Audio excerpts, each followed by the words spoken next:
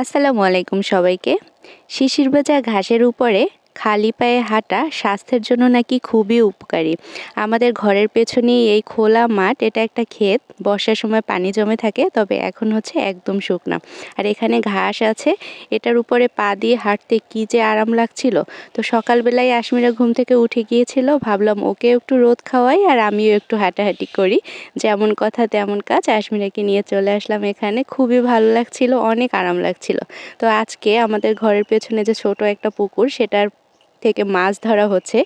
বাড়িতে সব ভাইয়েরা চলে আসছে, ওরা হচ্ছে মাছ ধরার জন্য নেমে পড়েছে। যদিও পুকুরের পানি একদমই শুকিয়ে গিয়েছে, তারপরেও বেশ অনেকটাই পানি ছিল। তো একটা ছোট বোয়াল ধরা পড়েছে, সেটাই হচ্ছে আমি উঠাচ্ছিলাম।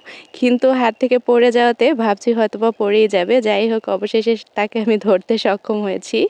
আর এই যে ছোট মলা মাছ ছিল, এটা হচ্ছে মশারির যে জাল সেটা দিয়ে টান দিয়েছে, মানে উপর থেকে হচ্ছে এই মাছগুলো তোলা হয়েছিল। আর এই যে পাঁচমিশালি মাছ পেয়েছে, কই মাছ, তারপরে হচ্ছে বোয়াল মাছ ছিল, ফলি মাছ ছিল। আর আজকে হচ্ছে হাঁসের মাংস ভুনা হবে।